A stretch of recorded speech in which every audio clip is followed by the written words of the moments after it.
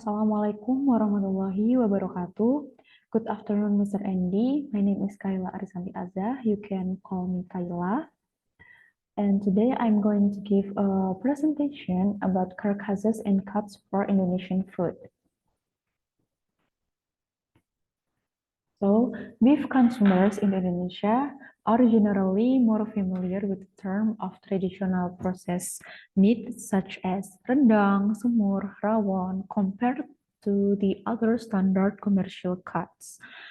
And this terminology for beef cuts are frequently employed in meat trading as a language of communication. And today I'm going to assess the economic worth and yield of traditional beef cuts such as rendang, semur, and tetelan that are made from various types of common commercial cuts. And in this case, 60 topside and blade commercial cuts weighing a combined 298.7 kilograms of beef were employed. Then each of the commercial cuts was divided into categories with names derived from historic common markets like rendang, semur, and tetelan cuts. The weights and percentages of the cuts as well as their economic values such as the cost of producing the commodities made up the observed parameters, or we can call it COGM. However, the topside cut produced significantly higher amount and percentage of rendang and significantly lower amount and percentage of semur and tetelan compared to the blade. Economically, the value of blade cut was higher than that of topside for each kilograms of the traditional beef cuts, such as rendang, semur, and tetelan. It could be concluded that the topside cut is economically more efficient than the blade in producing the traditional beef cuts.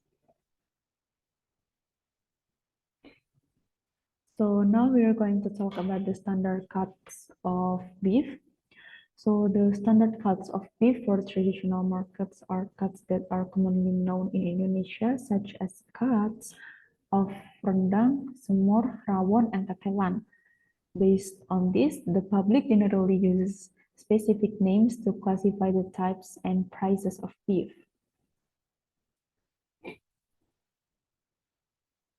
These names are used by traders to communicate the type of beef being sold to the public, and these cuts are generally obtained by traders by cutting them from commercial cuts of imported meat, which are obtained in the form of commercial piece of unit.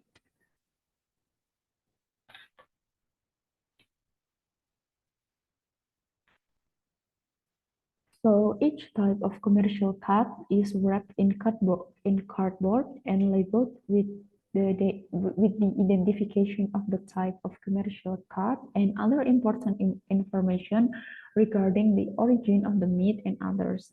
This is done to facilitate handling and identification of the types of commercial scrap that exist.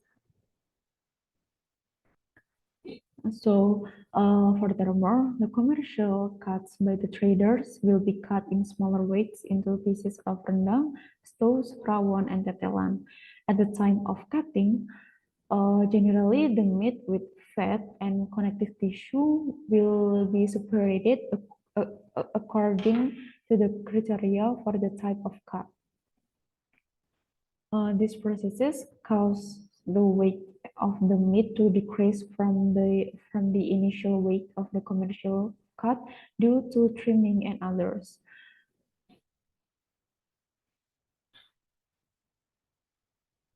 So now we're going to talk about the economic value and cost of production. Some butchers traders think that using blade cuts of meat to decompose into beef rendang or stews will result in higher profits. This is because the purchase price for commercial cuts of blade meat is generally cheaper than topside beef.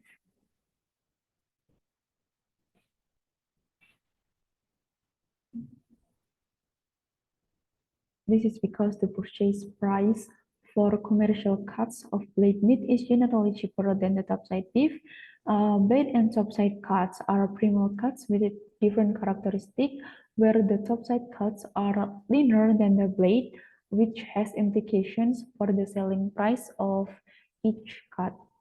So, from the presentation given, it can be concluded that different types of standard commercial cuts produce different amounts of meat for cuts of rendang, stews, and tetelan. Using commercial standard topside cuts for meat, such as rendang and stews, is more efficient and economical than using blade cuts. I think that's all for me. Thank you.